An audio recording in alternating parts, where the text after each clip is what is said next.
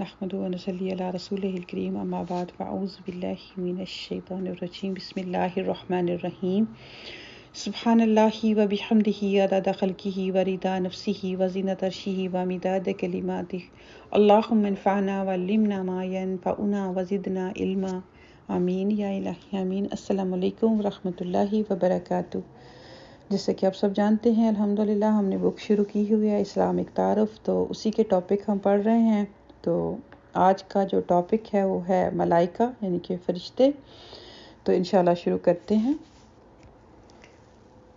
اللہ سبحانہ و تعالیٰ کی پیدا کی ہوئی بہت سی مخلوقات ہیں، اور انہی میں سے ایک مخلوق وہ ہے جس کو فرشتہ کہا جاتا ہے۔ فرشتوں کو اللہ سبحانہ و تعالیٰ نے خصوصی صلاحیت اور خاص اختیارات دیے ہوئے ہیں۔ وہ کائنات میں بڑے بڑے کام جو ہیں وہ کر رہے ہیں، مگر ان کا سارا عمل جو ہے وہ اللہ سبحانہ و تعالیٰ کی مکمل تابعداری میں ہوتا ہے۔ وہ ذرا برابر بھی اللہ سبحانہ و تعالیٰ کی نافرمانی نہیں کرتے۔ کائنات میں ہر لمحہ بے شمار واقعات ہو رہے ہیں، مثلاً ستاروں کی گردش، سورج اور چاند کا چمکنا، زندگی کے سارے معاملات، زمین کا گردش کرنا، اسی طرح بارش، موسم اور دوسری بہت سی تبدیلیوں کا پیش آنا۔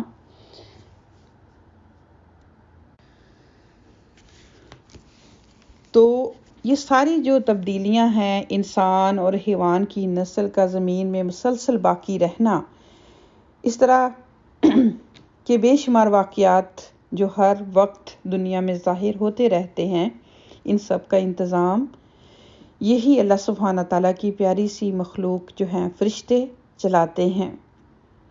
وہ اللہ سبحانہ و تعالیٰ کی کائنات میں اللہ کے انتہائی وفادار اور فرما بردار کارندے ہیں۔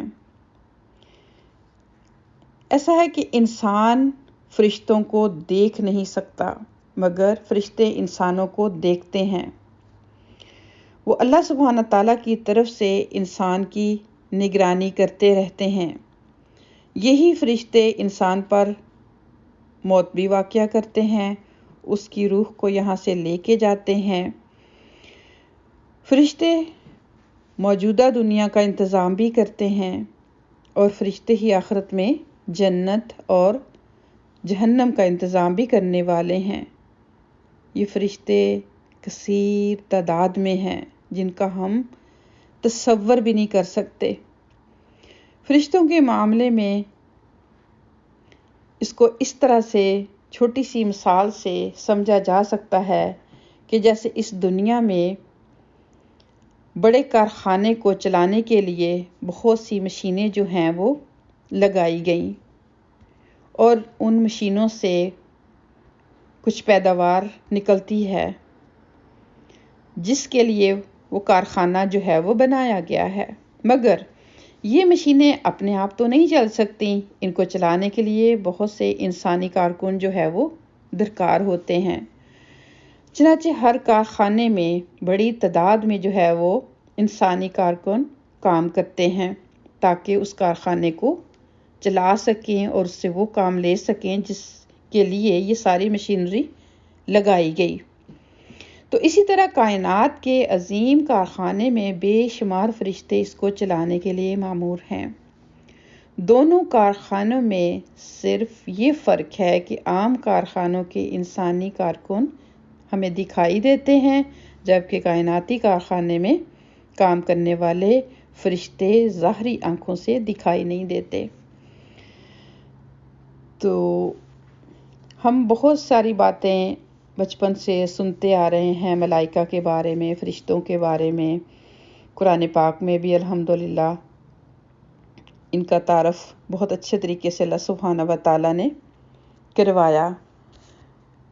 جیسے کہ پھر ہم نے پہلے جو ہے کچھ جب قرآنی صورتوں کا دیکھا، اس میں کہ خاص کر جو کرامن کاتبین کا ذکر جب ہم نے پڑھا کہ ایک دائیں اور بائیں دو فرشتے جو کہ ہمارا نامہ اعمال تیار کر رہے ہیں۔ پھر اسی طرح اللہ سبحانہ تعالیٰ کی طرف سے 2 فرشتے نازل ہوتے ہیں صبح کو، اور ایک فرشتہ دینے والے کے لیے دعا کرتا ہے کہ اللہ سبحانہ تعالیٰ اس کو مزید عطا فرما، اور دوسرا فرشتہ جو ہے وہ روکنے والے کے لیے دعا کرتا ہے کہ اس کا مزید روک دے۔ پھر اسی طرح ڈفرینٹ مقامات، پھر اسی طرح جیسے ابھی ہم نے دیکھا کہ موت جب انسان کو آتی ہے اس وقت بھی یہ کام فرشتے ہی انجام دیتے ہیں۔ پھر اسی طرح جیسے موسموں کی بات کی، بارش لانے والا فرشتہ۔ پھر اسی طرح اور دیکھیں کہ جب ہم بیمار ہوتے ہیں، پھر جب ہم کسی کی تیمارداری کے لیے جاتے ہیں، کچھ فرشتے ہمیں حدیث سے پتہ چلتا ہے کہ ہمارے ساتھ سفر کرتے ہیں، پھر جو کچھ ہم کہتے ہیں اس کو لکھتے ہیں، جو مریض کہتا ہے اس کو لکھتے ہیں۔ پھر جب اللہ کی محفلیں سجتی ہیں، وہاں فرشتوں کا ایک بہت بڑا گروپ جو ہے وہ آ کے بیٹھ جاتا ہے۔ پھر جو کچھ بھی انسان باتیں کرتے ہیں، اللہ سبحانہ تعالیٰ سے التجائیں کرتے ہیں تو اللہ تعالیٰ کو جا کے بتاتے ہیں۔ پھر اسی طرح ہماری عبادات کے بارے میں ہمیں پتہ چلتا ہے کہ نمازیں جو کہ ہماری فرض عبادت ہیں، کہ جب انسان فجر کی نماز پڑھ لیتا ہے، پھر اس کے بعد فجر، پھر ظہر پڑھتا ہے، تو وہ ساری جو ہے پورے دن کی رپورٹ جو ہے وہ اللہ سبحانہ تعالیٰ تک یہ فرشتے ہی پہنچاتے ہیں۔ پھر اسی طرح فرشتے زمین والوں کے لیے مغفرت کی دعا بھی کرتے ہیں۔ یہ چیز بھی ہمیں اللہ سبحانہ و تعالیٰ نے قرآن پاک میں بتائی۔ تو ایسے جیسے ہم اس کو جتنا بھی سوچتے جائیں گے اتنا ہی ہمیں اس پیاری سی مخلوق کی معرفت ہوگی۔